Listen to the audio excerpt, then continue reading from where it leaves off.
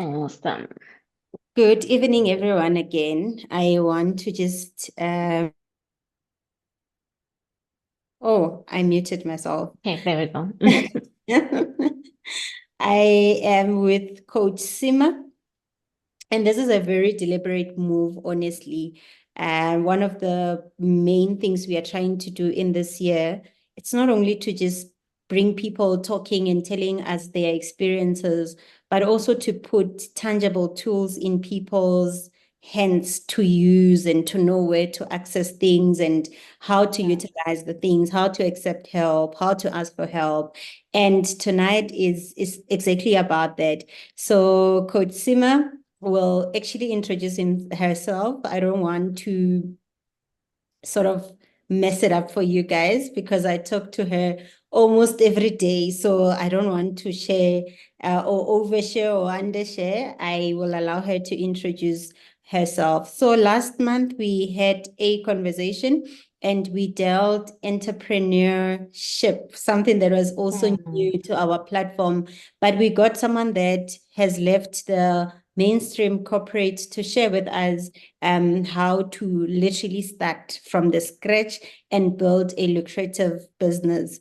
And he shared, mm. in the middle of the session, we were just like, this is business 101, and that's what we are going to Wow. it because he had just that grace of teaching us and also giving us some of the steps and, some of the practical things that we could then take back, and say, okay, Mm, mm. even if I'm not directly having a business of my own, but if I'm running a business or where I am working, what then can I implement? So tonight, Coach Sima, Sure.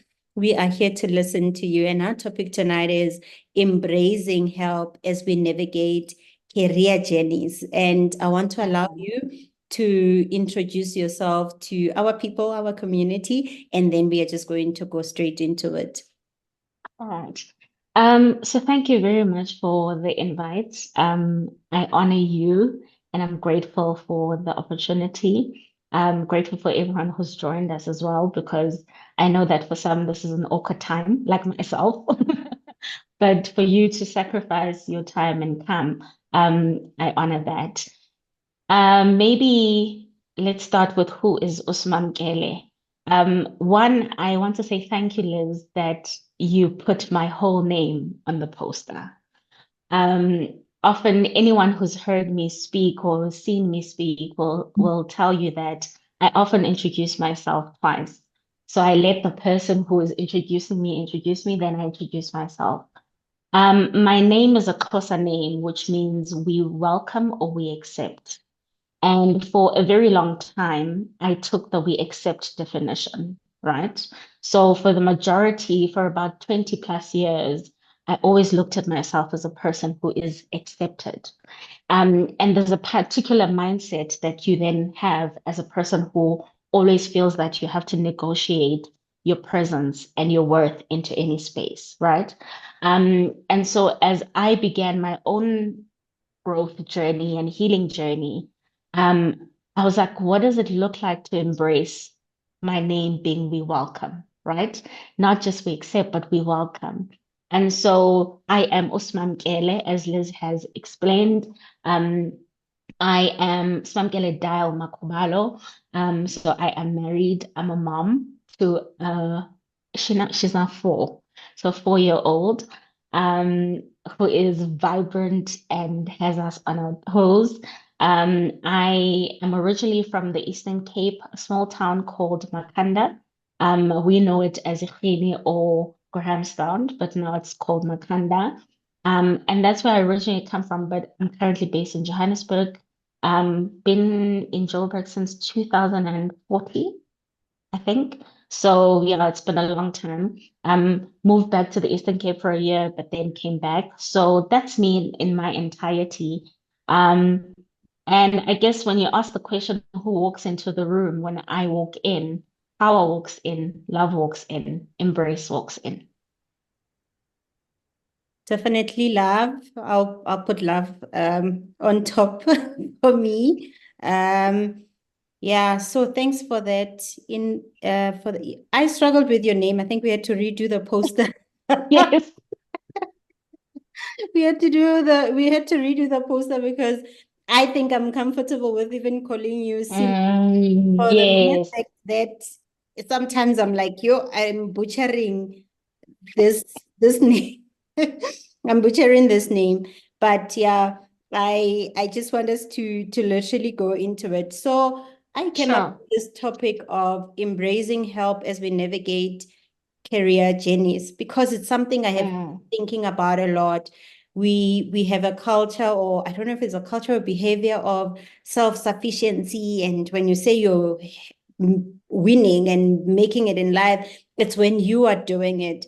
But I want you mm, to just give your thoughts on just our topic, and then we will go into deeper into the questions.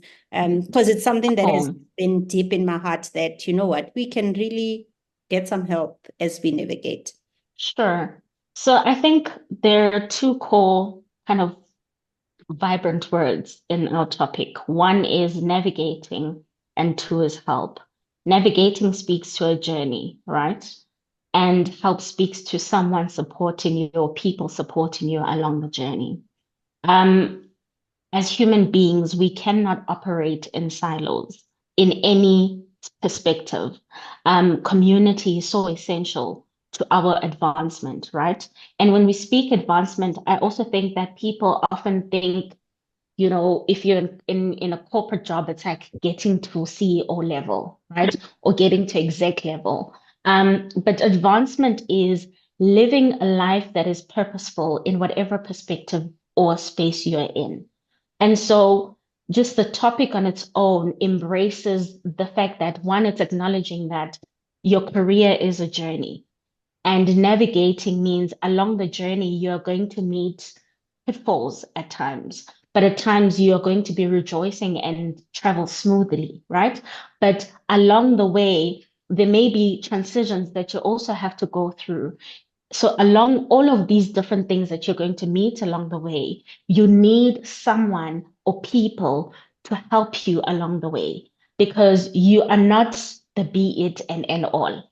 I am not the be it and end all. I need you in as much as you need me. And we need each other in order to grow. Some of us are going to be the one who rebukes. Um, some of us are going to be the one who's gentle in the rebuke, right? And some of us are going to be the ones who say, I will support you. I'll do everything that you need me to do. And so that's why we need different communities and different spaces that are going to allow for us to get that help and the different kinds of help that we may need in our journeys. Thank you, Sima. And I actually just want, Sure. like I said, tonight is also about not only sharing your journey where you will share your journey, but it's also Mm, about things we can leave in people's hands, to say, okay, from that session, there's this, I know I can access this there. And I mm, want us to talk about you, right? Apart from being an author, apart from being a speaker, you are a coach. And sure. I just want you to take us a little bit on that journey of how, where did you decide, if you decided, Mm. and how did you go about establishing, and what really are you solving for, as a coach? I am drawn to coaches because I have a spotty potty person in the house, and I watch Mm, him around his coaches and how the coaches will be there in the whole 90 minutes if they are playing 90 minutes, and mm, they are just there. And in careers, sometimes we normally just be like, oh, I'm gonna see my coach in 2 months and 3 months, after a quarter, after a year.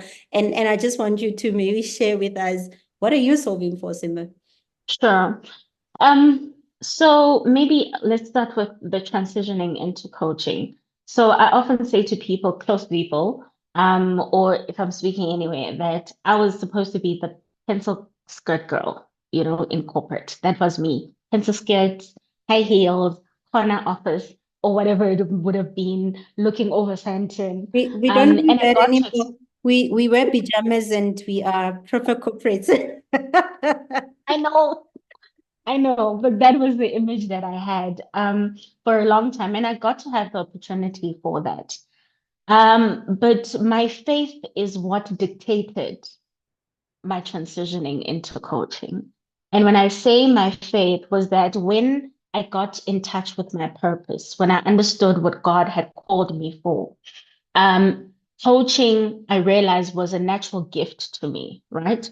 And obviously now there's certifications, there's all these kind of things that you can have. But first and foremost, coaching is a natural gift to me. So I would be interacting with people, and everyone would be like, "Oh, you're a coach." And I was just like, what is that? Because this is just me. And because naturally I'm a researcher, I started then researching on what is coaching, where can I study coaching? Because in my previous life, I was a girl who was addicted to certificates. So I loved the education paper very much. So I then started looking at what I can study that would kind of certify me. And also because I have a challenge with calling myself things that I'm not credible in, you know? And so I started looking at this coaching thing. And at that time, it wasn't really popular. There weren't universities that were doing any coaching programs, but it was really private institutions and stuff. And so that's where I got my first certification in leadership coaching. And my journey in coaching was quite a flexible approach at the beginning. Um, what you'll hear, and I'm sure in the previous a conversation that you mentioned in entrepreneurship, when you're talking business, they always say, "What's your niche? What are you looking? Who are you wanting to take care of?" And at the beginning, I didn't have a specific person that I wanted to take care of. So whoever wanted to coaching, I was available because so now I'm a leadership coach, leadership and executive coach. But before that, it was like anyone. And the reason why it was anyone, it was not that I wasn't credible to be a leadership coach. It was simply the fact that I realized that we are all leaders in our different spaces. The fact that you don't have people reporting to you, for example, does not mean you're not a leader. And so, what we have to do is learn how to lead ourselves in different spaces, in different relationships and different contexts. And so, so I was quite a free-spirited coach. Um, but obviously, then because I also had to be business-minded, I had to narrow it down. And I narrowed it down based on what my clientele was telling me, which was the data that I was receiving. So all of my clients, um, well, not all, let me not say all, but majority of my clients were women, Black women mostly, who were in leadership or transitioning into leadership, right? And so I decided that that would be my niche. But I'm not going to lie and say I didn't fight it because I thought I'm short. You're not going to see it now, but I'm very short. So if you know some short people, they're quite feisty. So I'm that. And I used to be like, everything surrounds Black women, like, can we have a different conversation? Particularly also because I was experiencing many men who needed coaching, who needed certain tools, but I didn't understand why it was not easy for them to kind of surrender to asking for the help, for example, right? And so that's why I wanted to have the open door. But I still do have space for men. If you want me to coach you, I've got space for you. So I'm not just, but yeah, so I'm a leadership and executive coach now. Um, and currently completing my master's in leadership coaching at Stellenbosch. Yeah, so that's an exciting journey. And oh, you asked what am I solving for? I think the best way to describe it in the simplest way is I want people to step into their power and utilize their power responsibly and effectively in whatever space they're in. Yeah, you caught me there by saying you're short. I'm not going to confirm or not confirm.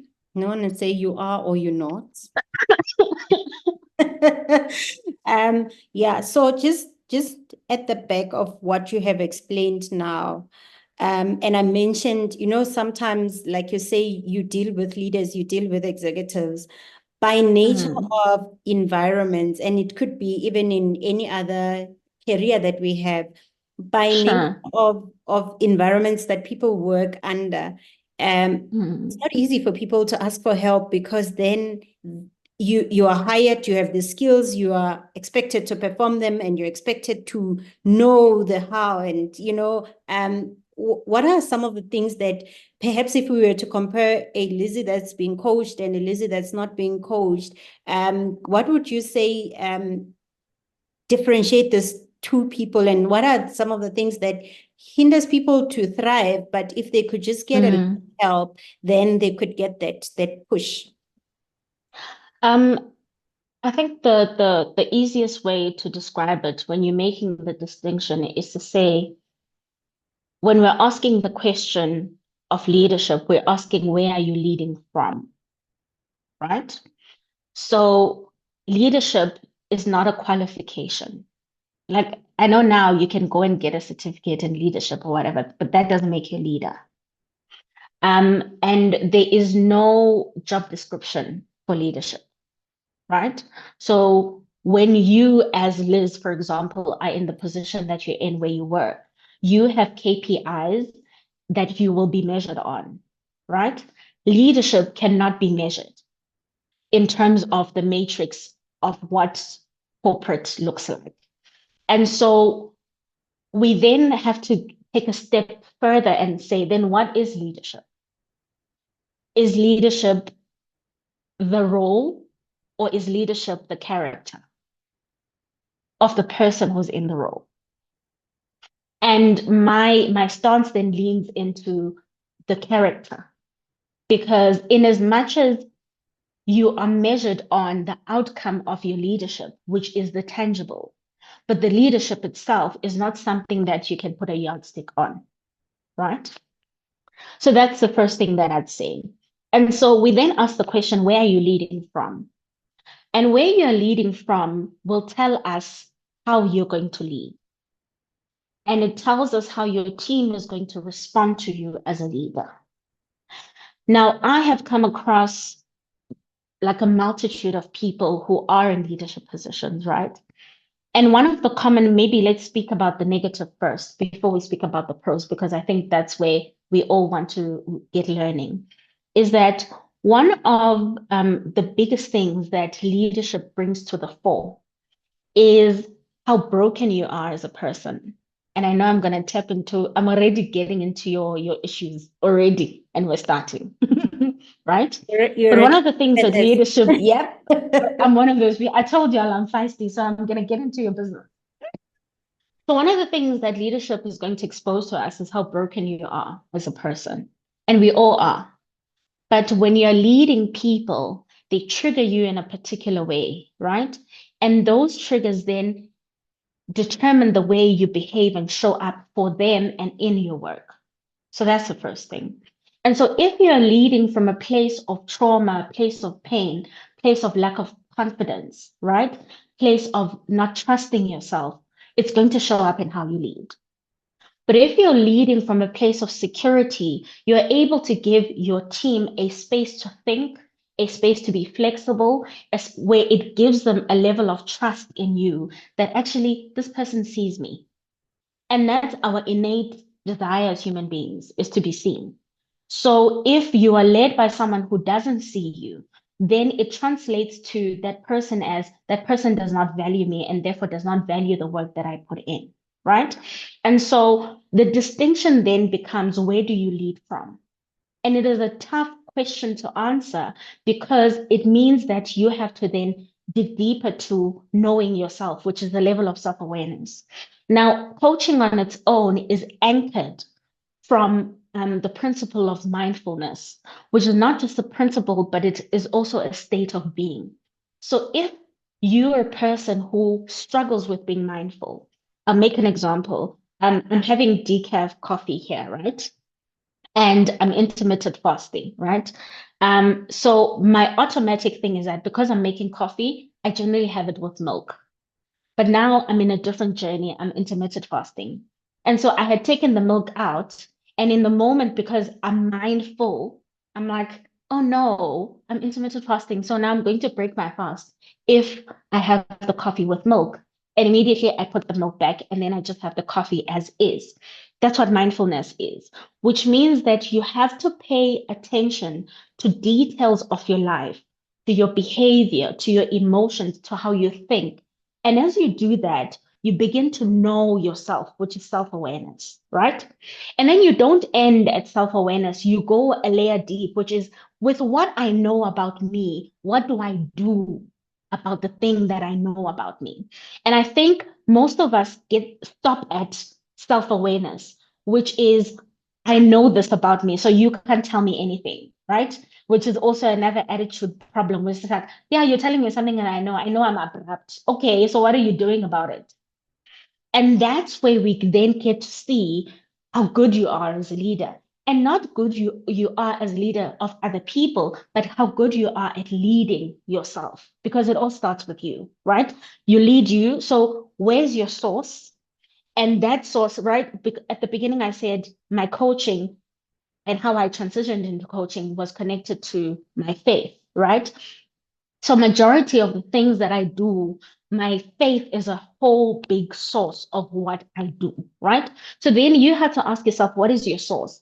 Because if you're leading from a place of insecurity, pain, confusion, imposter, all of those things, then obviously how you show up, your behavior is going to then show that.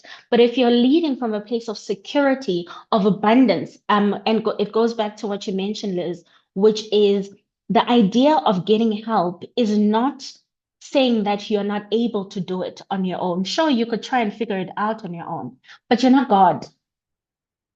And if you were, we would all be coming to you for answers. And that's why you also need someone to journey with you along the way. Because one of the common things that I often say, and a lot of people quote me on it, I never knew how frequent I said it until I saw people quoting on me on it, is that most times when you're getting into a place of transition, whatever the transition is going to be, you've never been there before. So you're meeting a different version of you that you've never met before. And so knowing that you are being introduced to something that is new to you and you are new to this, right? It also then gets your mind to a place of wanting to refrain. There's that phrase that freeze, the freeze, what is it? Gosh, what is that? Escape me now. But that thing of when your brain basically does not want you to experience change because change is threat to the brain. So immediately when you're at a place of transition, whether you're getting into a new role, for example, that place of transition becomes uncomfortable because you've never been there before. So your brain says, no, let's go and stick to the uncomfortable because that means I have to learn a new way of being. I have to do new things, which is going to stretch the mind. And so flight, freeze, and yeah, the other one, I've forgotten it now, but it will come back. So my point is that in order for you to then support yourself and also get your brain to a place of comfortability to support you, fight. Thank you, Spirit. Um, to be able to get to a place of comfortability because the brain is a resource and your brain is designed to help you. Your brain is going to help you to sabotage you, or it's going to help you to advance you. You tell it what to do. And so the journey of being helped is in saying, I want advancement, and how can I then get that advancement through other people and other resources?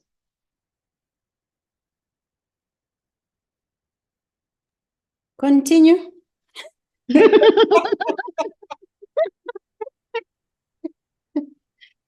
Yo, yo, yo, yo, yo. Yeah, and it's amazing how we walk into the place we've never been and we want to master it day one. Yes. And if we are not mastering it, we start using that as a yardstick of no, no, no, no, no. This cannot be the it. I actually love the comment that Andre has made. I'm gonna read it, but before I do, I just want us to Sima. Okay, let me to let me stick to what I'm hired here to do. And I mentioned it earlier when I said, I like the fact that we sort of moved into leadership, and I hope Mm, are also comfortable with it, sure. because for me, leading is also not the title, like you said. It's not Yes. about Yeah. being certified. It's not about being hired Mm, you can mm, get all that and still not be a leader. And you could be in a position mm, where people don't deem as a leadership role, but you could still be leading from there. And that's absolutely. that I want to Mm, sort of create for everyone. So there's normally like I said, with leaders and executives, you want to hold this image of knowing and being the one that is mm, thing. But mm, I see it a lot of times where maybe it happened in the world that I'm exposed to, where leaders carry a burden to be coaches of other people, right? Being the one that are mm, then coaching others, but then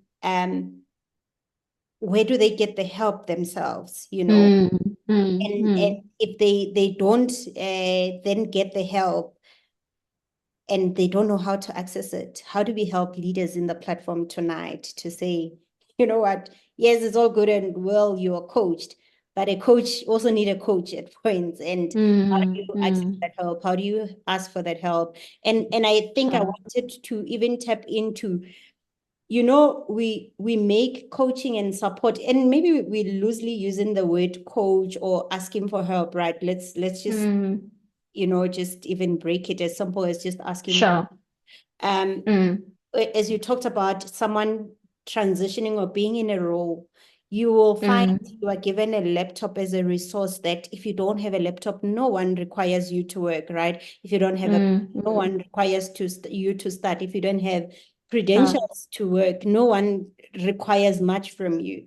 But it sort of feel like coaching comes as then a sweetener later in the time to say, oh, you qualified to have an executive coach, therefore we Sure. pay you for it, and then Mm, 2 weeks program, and then it ends. But as you talk about mm, it, it feels like, and I gave an example of soccer where coaches are there in practice in the day of the match, consistently, talking and prepping their people. How do leaders also ask for that help? But also, how do we make it a thing that if I'm not coached, I'm not starting as well, kind of a thing? I think you bring a very challenging point, and challenging because we generally, as people, find it easy to outsource our growth to other people or to other things, right? And so and as you've said, right, if I don't get the laptop, then I'm not going to be working, right? And so it then becomes kind of like a prerequisite from the organization to do that. And unfortunately, organizations have not transitioned into the place where they see coaching as a necessity as you stepping in. And most times you find that coaches are called, which really grinds me the wrong way. I told you guys I'm feisty, which grinds me the wrong way, where coaches are called to somewhat performance manage people, right? So it's at a later stage. And so this then calls a level of self and personal responsibility for you to take personal responsibility for your career, whether you are in a leadership position or not in a leadership position. And taking that personal responsibility then says, I also have to now get to a place where I invest in this journey on my own, right? In the case that the organization might not do it, I have to do it on my own. And I'm saying this with evidence because I have coached people in exec levels who had to invest on their own because there's so many loopholes to go through within the corporate space for them to get to a point where they actually do get coached, right? And so that's the first thing. It's the taking personal responsibility. And that goes into every layer of your career and everything that is within your life is to ask yourself, what can I do first before you can require it from other people? But let's go to the help thing. One of the biggest things about Can asking I for help is interrupt that you, yes, Sima? there's actually a question from Harold. Sure. I noted Spiwa's one, I noted Andres one, but I think it'll Mm. also help us, Okay, cool, cool, cool, cool. because he's asking, can we also refresh coach in this context that we are talking? Okay, cool, cool, Apologizing if cool. the person has All been right. asked. Um, No, it wasn't asked. We literally just went into it. yes, wait. I think another comment, Kevin moved his. I think the master apprentice connection is better description of coach or mentor. Okay, And so maybe can and I he's give saying, like okay, sorry, a he's saying, general definition? can you still hear me? Yes, I can. Can you hear me? To the end of the question, I don't want to simply associate it with the traditional sporting code. I guess they are similar, Hmm, but I guess the main thing was to just clarify. sure. Yeah. Okay. So coaching as defined by the ICF, which is the International Coaching Federation, is co-creative partnership between a coach and a coachee, in your personal or professional development. That's the simplest way of defining it, right? And so when we say co-creative partnership, is that my responsibility as a coach is to journey with you whether you are and that's why we have coaches who do different things. There are life coaches, there are leadership, because then you then choose where you want to focus your coaching in, right? But it's partnership that is co-creative. If you look behind me, you're going to see a bridge. My intention was not this, but I think God is always in the details, because this, if you've ever been coached by me, and there's some people who are here who have been coached by me, I often define the coaching experience as this. You're on one end of the bridge and you want to get to the other side. There's a version of you on the other side that you want to get to. And my responsibility as a coach is to walk with you along the way. Along the bridge, there's certain things that we are going to meet. We are going to meet potholes. We are going to be smooth sailing. You're going to recognize fears that you never had, for example, about crossing a bridge. Um, so whatever it is that comes up for you as we are crossing the bridge, we are going to have to navigate through so that we get to the version of you that's on the other side. And that's the most simplest way I can describe it. The bridge, and you'll never look at a bridge the same again. There's a version of you that you want to get to. And our role as your coach is to hold your hand and navigate with you as you go through the bridge. Thank you. Back to the help, and the coach is really coming or integrating as we work on how do we embrace help as we navigate our career journey. So you can continue from where I interrupted you. I hope you remember. Okay, so navigating help. Yeah. So the question of asking for help is a question that requires vulnerability. The minute that I have to ask for help, it means there's a weakness in me. And if I'm asking for help from you, Liz, I'm acknowledging to you that there is a weakness. There's something that you may know that I don't know. And that hits us differently as human beings, because there are ways of being that we learn in our upbringing, particularly, that teaches us what help looks like, right? So if you grew up in a space where help was not a good thing, then asking for help is going to be difficult for you, right? Um, Firstborns generally have this struggle where, because they came first and they were the ones helping everyone, they look at themselves as the ones who are responsible for always finding the solution. And so you are in this leadership role, for example, and you're stuck, but you don't know how to then find a solution to the problem. And you think the solution must come from you because that's how you've been wired. And so what you then, I think, notice as even as we're conversing is that, as I said to you, there's no yardstick to measure leadership, right? When you get into the role that says manager, you have KPIs and those things you can be measured on. But your leadership is hard to measure because it's the soft stuff, it's the intangible stuff, it's the stuff that's internal and unconscious that only show up in your behavior. And that's why we have to go to all of those levels in order for you to then change what we see on the outside. Um, Another description of this is we all know what an iceberg is, right? So we know the Titanic. And when you see the iceberg, you see the top, right? But what makes the iceberg is everything that is underneath that little top that you see. And so the top that you see is the behavior that I exert, my inability to be able to ask for help. But what informs my inability to ask for help is everything that is underneath the water.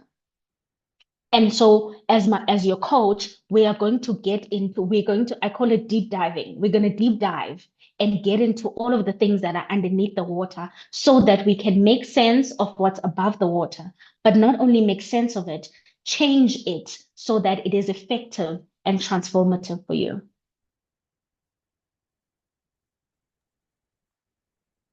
Thanks, Coach. Coach Sima, I'm actually trying to navigate now a bit of the questions so that we don't close off Okay. the session without going through them.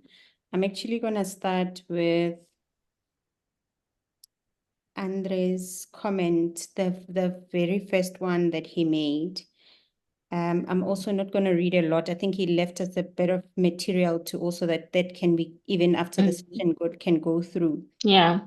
Leadership is about leading the ship of your life, which runs on 4 engines: soul, mind, habits, and body. Soul, I'm a soul. My Ubuntu, Ubu, to become. Do, highest and potential. To the mind. Thoughts, feelings. Do I take care of my thoughts, nurture my feelings? Is my mind in support of my Ubuntu? Habits, what are the things I do repeatedly that inform my character? Is this engine habits running in sync with the soul? Body, do I nurture my soul? What do I say with my mouth? What do I do with these hands, feet, eyes, ears, bodily parts? Does the body manifest the soul driving this body? Do I use my GPS, God position soul in the body? And does the GPS guide my life? Do I take the direction from the GPS? And follow the instructions on the journey? Do I check myself correct myself? Am I becoming awakened to my responsibility in the different roles I play? Am I building relationships with others, like-minded leaders who lead their ship and engine correctly? Others who are checking and correcting themselves. Am I using the resources made available to me? Do I use the time, the learnings, and the lessons? Do I abide by or follow the rules or norms and standards that are provided in the roles that I play? Everyone is a leader with 4 engines. Vuga uzenzele, wake up and do it for yourself and for your life. I think that's a very beautiful thing. You have any? Oh, yes. So I think I just want to comment on what he mentioned. Remember I spoke about mindfulness, right? And I said mindfulness is not only a trait, it is also a state of being. One of the things that we must be cognizant of is that there is perception, there's cognition, and then there's emotion. And out of all of those comes behavior. So perception is how do I see myself? How do I see others? Cognition is how do I think about myself? How do I think about others? Emotion is how do I feel about myself? How do I feel about others? And then it is how do I behave as a person towards others and how do I behave towards myself, right? So when you look at that thread, it is then paying attention to seeing, thinking, feeling, and doing, right? And remember when I made this example with the coffee, is that if I was not mindful in the moment, I was going to break a fast, for example. I was going to break my intermittent fast. But that has results on whatever it is that I'm trying to achieve with the intermittent fasting, which brings me to this point about looking at ourselves as holistic and not just in compartments. I say this a lot in different spaces. Your life is not in compartments. Your life is one whole. So if you're struggling to lead within the workspace, you're also struggling to lead yourself in your life in one way or another, right? And maybe it might show up in your finances, it might show up in the family spectrum, it might show up in your health, whatever it may be. If you struggle, if certain things are coming up in your leadership and how you lead other people in your work front, it tells you that there's something that you're also not paying attention to in the other areas of your life. So one of the things that we do when you come into the coaching journey, for example, is do the wheel of life, right? And the wheel of life is simply different parts of your life, your health, your social life, your friendships, your career, so personal development, finances, and stuff. And so you then rate yourself in terms of where you are. And I would say, like, even as you're sitting here in this conversation, you can ask yourself those questions. Where am I in my finances? Where am I in terms of career development? Where am I in terms of my health? Where am I in terms of the friendships that I have? Where am I in terms of my family? Where am I in terms of my spiritual life? Whatever it is that you believe in, right? Where am I in terms of, what else is there? My parenting, whatever it is, all the different roles that you may have in your life. And when you come into confrontation in terms of, and you can do like that exercise of rating yourself from 1 to 10, 10 being the best and one being the lowest. You're not doing that exercise to now put, because I know some of you are quite logical and are attached to percentages. You're not doing it for that, but you're doing it to answer yourself honestly in terms of where you are. Because what I have found in coaching people, coaching leaders particularly, is that something shows up in your workspace, and the root of this issue is in the family space, and you are unconscious of it, right? And so you are leading within the workspace from a place of the family, woundedness, for example, that may be coming from the family, or struggles that you may be having in the family. And chances are, if you, for example, have people reporting to you who don't trust you, don't trust your leadership, um, you have to ask yourself, what is it that I am giving out that allows for these people to feel that they don't trust me? And so coaching then becomes a tool that says, let's reflect on me first before we can look at other people, right? And so as you go into the coaching, then you are basically raising your consciousness. I'm sure some of you have heard this. Most people call it vibrating at particular frequency. But that vibration of frequencies is basically saying you're moving from just being at a zero level base of knowing you, or being attentive to how you think, how you see yourself, how you think about yourself, how you feel, right? And moving above to being like, something happened and it makes me feel a particular way, which again then says there's nothing that happens in whatever space you're in that your body is not going to tell you that something's up. Your body is forever going to tell you that something's up. Whether you are feeling joy, you're feeling apprehensive, you're feeling fear, you're feeling anxiety, whatever it is, your body tells you, right? If you're feeling, for example, let's say anxious, your stomach will turn, or your heart starts pounding, or like you get hot flashes, depending on who you are and what stage of life you're at, also, because hot flashes are also another conversation. But your body is forever giving you feedback. And so when I say your life is not in compartments, I'm also saying that even as you lead, wherever you're stepping outside of yourself and stepping outside of your core identity, your body's going to tell you. When you're feeling uncomfortable about something, your body's going to tell you. And so you then have the privilege of questioning the feedback that you're getting, the feedback that you're getting from your emotions. What is coming up for me in this moment? Okay, what does this mean for me? Right? And so then we go through the exercise of being able to name the certain things that you're experiencing. Because naming those experiencing is where you get the solution. Because most times we're trying to solve for things that we don't have a name to. So yeah, I was just trying to tie up just what Andre said. hold it, because just what you were answering to, Mm, Piwe, who's also doing just amazing things. As mm. a person, how does one make sure that they lead from security as opposed to fear and imposter? I think you answered this a bit, but perhaps Mm. answer her, you can just rehash it. Okay.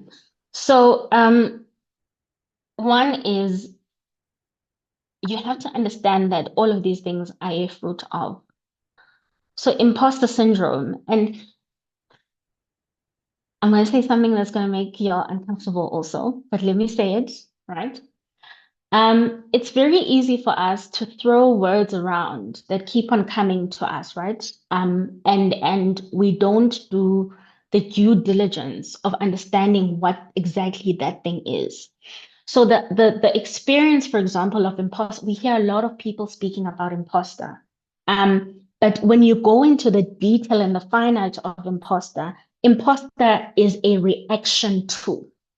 So there's something that is going on that is making you feel a particular way, right? And so imposter then becomes the experience that you feel out of whatever it is that you're going through. So then if you're going to be trying to solve the imposter, you're not solving the problem. You need to interrogate the imposter. In which spaces does the imposter show up, for example? When you're doing what, right?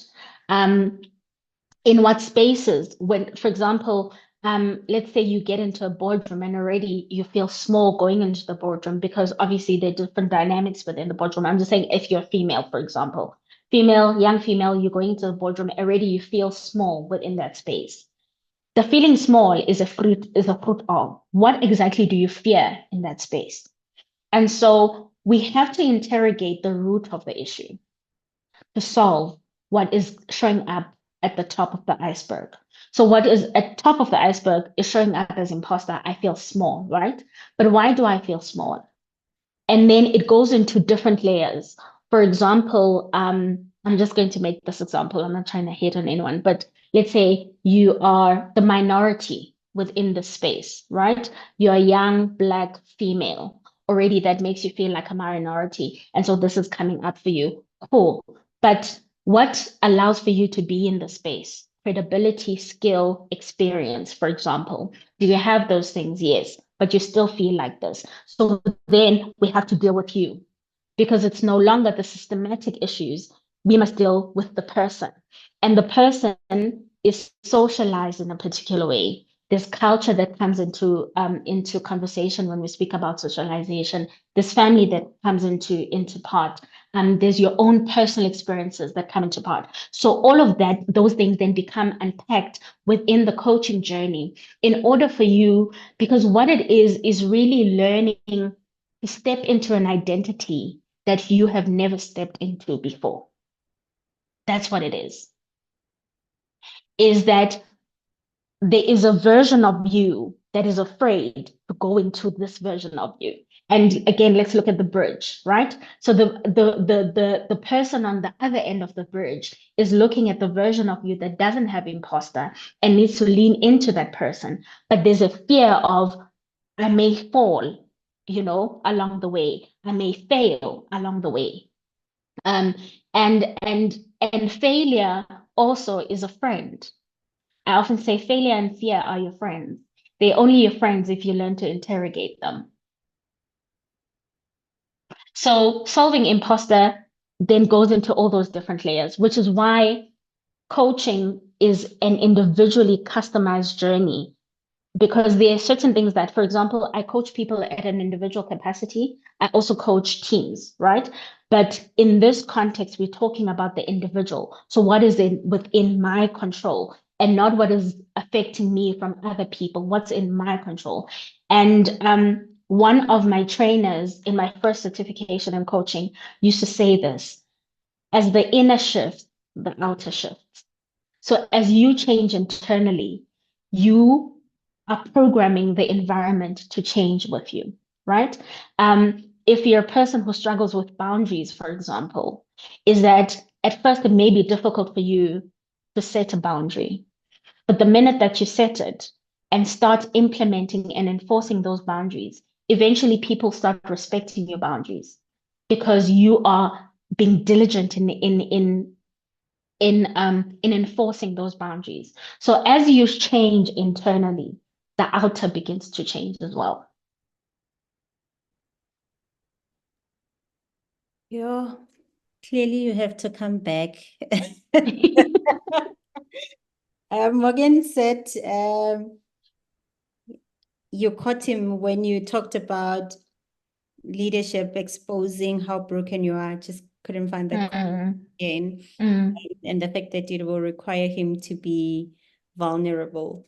But we yeah, normally finish the sessions by 20:45, and we have all in, all in, all in, and people crazy. say the answer definitely beyond her. Mm, So thank you, Andre, for all the files you shared. When I distribute the pack or the recording, I'll definitely include even the chat box because I think there is such valuable yeah, things that we probably would not have enough time to read them all tonight. yeah, yeah. Harold does say you must come back and deliver a specific lecture. Specific lecture. Sure, no problem. No problem. So you definitely will be here. So Sorry, Liz, I do want to just say that the simplest way, guys, in case you never get coached by me, or in case my hope is that you do get in touch with a coach, even if it's not me, is that I developed a framework that is called Anchored Leadership, but it's also a program. And what it is being purposefully led teaches you how to lead yourself. And when you lead yourself well, you can lead other people well. So if your focus then says, where is purpose for me, right? And I had wanted to for us to go into career advancements and all of these theories and stuff, but we don't have time for that because we speak about agency, adaptability, for example, and there's a third one. So awareness, adaptability, and agency. And those are the three key principles that help us in career advancement, right? And so when you struggle in any level in those, if you don't have awareness, it's hard for you to adapt. And then it's hard for you to act in authenticity because you don't have agency. And so it's necessary for us to journey in a place where we like define what is purposeful leadership for me, because then that will become your source. And when that is your source, you're then able to lead yourself and lead other people as well. and they will definitely be coached by you, Coach Sima. So do follow Sima on Instagram. She is Simamkele. Did I say it right? Smamkele Dial Makubalo, yes. So it's my full name and surname. Yes, I'm wretched like that. I don't have anything shortened. So, so my full name and all my surnames are all there. Yeah, so thank you everyone for the You're contributions welcome. tonight. This was my first session as a 34-year-old, guys. The last time you saw me, I was 33. So anyway, so Happy birthday to you. had to just throw that in, you know. Uh, thank you so much. I will stop the recording, open the mic. We can Sure, put up sure. to like 9 o'clock if you want to engage with our Okay, cool. beautiful coach, Sima.